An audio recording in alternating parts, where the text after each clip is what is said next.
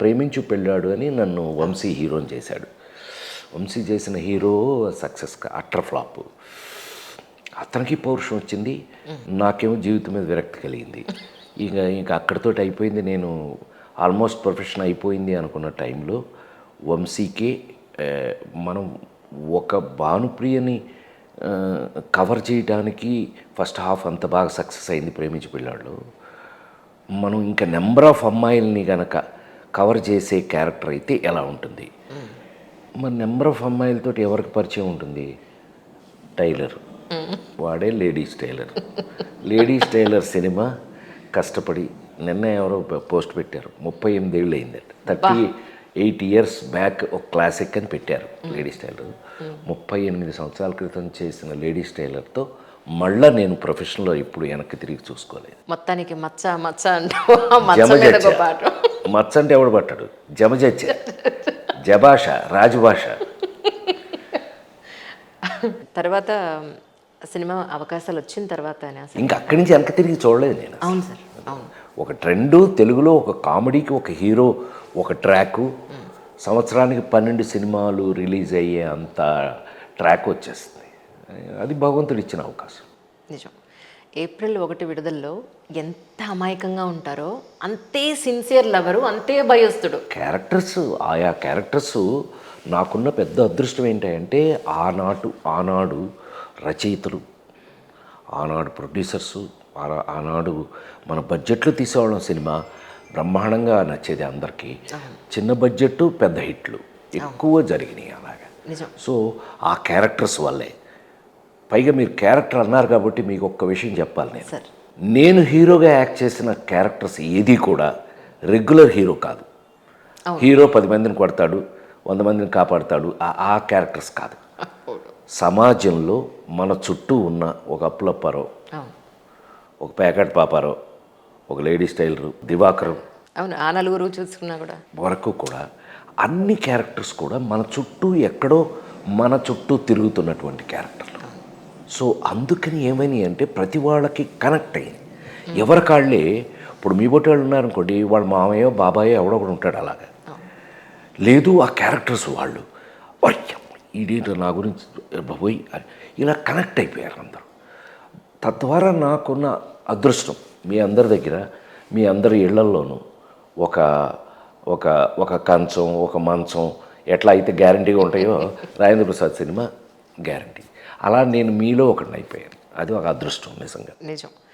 Almost generations హీరోలతోటి, ఎంతోమంది ఆర్టిస్టులతోటి, top most stars తోటి కూడా మీరు కలిసి వర్క్ చేశారు. దగ్గర I think 4-5 generations. I think 5 జనరేషన్లు. రామారావు, నాగేశ్వరరావు ఒక జనరేషన్, కృష్ణ గారు, శోభన్ బాబు గారు, కృష్ణరాజు గారు ఒక జనరేషన్, చిరంజీవి, నేను ఒక జనరేషన్, మహేష్ బాబు నుంచి అల్లు అర్జును, జూనియర్ ఎన్టీఆర్ వీళ్ళు ఒక జనరేషను. ఇప్పుడు కొత్తగా అంతా కొత్త కుర్రాళ్ళు.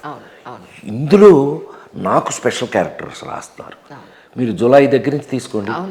Julayi, son of Satyamurthy, Nannaku Prematho, Srimanthudu, oh baby, F2, F3 ఇలాంటి సినిమాలన్నీ తీసుకుంటూ వెళ్ళారనుకోండి మీరు, నా క్యారెక్టర్స్ ఎంతో కొంత ప్రత్యేకంగా ఉంటాయి. అది ప్రేమగా రాయటం 100% అసలు చాలా విలక్షణమైన క్యారెక్టర్. ఈ జనరేషన్ రచయిత డైరెక్టర్లందరికీ కూడా నేను ఎంతో రుణపడి ఉంటాను. ఎందుకంటే వాళ్ళు నా కోసం రాయటం, నన్ను మెచ్యూర్డ్ యాక్టర్గా యూజ్ చేయటం, వాళ్ళు వాడటం నాకు కూడా వాళ్ళకి అవసరం, నాకు అవసరం. ఎన్టీ రామారావు గారి గురించి ఎంతోమంది ఎన్నో రకాలుగా చెప్పారు ఇప్పటివరకు. మీ పాయింట్ ఆఫ్ వ్యూలో ఎన్టీ రామారావు గారు అంటే ఏం చెప్తారు సార్? ఎన్టీఆర్, నందమూరి తారక రామారావు గారు ఒక తెలుగువాడి జ్యోతి. ఒక తెలుగువాడి గురించి ప్రపంచానికి తెలియజేసినట్టు ఒక మహానుభావుడు. ఇదన్నీ మీకు తెలిసినవి.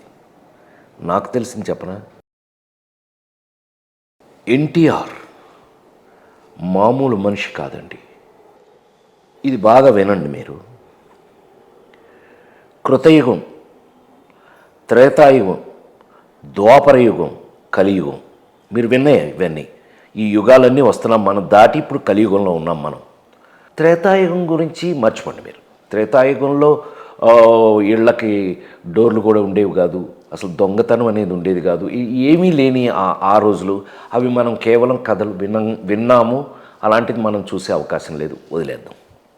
త్రేతాయుగం, శ్రీరామచంద్రుడు మనిషి అనేవాడు ఎలా ఉంటాడో మనకి చూపించిన ఒక దేవుడు రాముడు అవతారం ఎత్తి రాముడుగా మనిషి ఇలా ఉండాలి, వాల్యూస్ ఇలా ఉండాలి అని చూపించిన అవతారం రామావతారం. ఆ తర్వాత ద్వాపర యుగం, మహాభారతం, శ్రీకృష్ణుడు. ఇంకా మహాభారతంలో మీకు అన్ని క్యారెక్టర్స్ తెలుసు, తెలియపోయినా మీ పిల్లలైతే కనుక మీరు తెలుసుకుంటారు. భారతంలో దేవుడే దిగొచ్చి కృష్ణుడుగా ఆయన ఏంటని చూపించారు.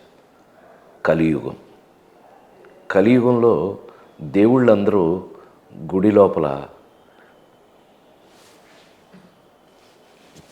మరి దేవుడు ఎక్కడ? నా దృష్టిలో మనిషి యొక్క వాల్యూస్ని, దేవుడంటే ఎలా ఉంటాడో చూపించి ఆ దేవుడుగా ఉన్న వ్యక్తే ఎన్టీ రామారావు గారు అని నా ఉద్దేశం అండి. అద్భుతం. ఆయన ఈ యుగంలో మన కోసం ఆ పాత్రలన్నింటినీ చూపించి, ఆ పాత్రలు చూపించడమే కాకుండా అది అయిన తర్వాత మళ్ళా రాజకీయ జీవితంలోకి వచ్చి ఆయన పాపులారిటీ ఎంతది అని అంటే కనుక 9 నెలల్లో ఆయన అలా నడుచుకుంటూ వచ్చేసి ఇలా సీఎం అయిపోయాడు. That is the power of NTR. ఆయన పవర్ అలాంటిది, ఆయనలో ఉన్న దైవత్వం అలాంటిది. 9 నెలల్లో ఒక అధికారాన్ని చేతపట్టి కామన్ మ్యానే నా దేవుడు, బీదవాడు నా దేవుడు, ఈ సమాజమే దేవాలయం అని నమ్మించి మనందరి చేత నమ్మించి ఒక మామూలు వ్యక్తికి కూడా ఇల్లు అనేది ఉండాలి అని కట్టించి, ఒక మామూలు వ్యక్తికి కూడా భోజనం అనేది తప్పకుండా ఉండాలి అని వీటినన్నిటినీ ఇవాళ సంక్షేమ పథకాలని మాట్లాడుకుంటూనే ఎవడైనా సరే వీటన్నిటినీ మొదలుపెట్టి అసలు ప్రేమతో వాటిని ఇంట్రడ్యూస్ చేసిన వ్యక్తి నందమూరి తారక రామారావు. కోర్స్ నేను రాజకీయాల్లో లేను కాబట్టి నేను ఇంతకుముందు ఇవన్నీ మాట్లాడలేదేమో నాకు తెలియదు, కానీ వీటన్నిటికీ ఆద్యులు శ్రీ నందమూరి తారక రామారావు గారు. ఆయన సినిమాలు చూసిన మనుషుల గురించి కాదండి, కామన్ మ్యాన్ మీద ఆయనకున్న ప్రేమ అలాంటిది. ఆయన మన కోసం, మనమంతా అదృష్టవంతులు. ఇవాళ ఏం చేసినా ఎవరు చేసినా, నేను రాజకీయం మాట్లాడదలుచుకోవాలి, కానీ ఎవరు చేసినా ఏం చేసినా ఆయన ఇన్స్పిరేషన్ లేకుండా మాత్రం ఉండదు. అవును సార్, 100%. అది ఎన్టీ రామారావు గారు అంటే నా దృష్టిలో.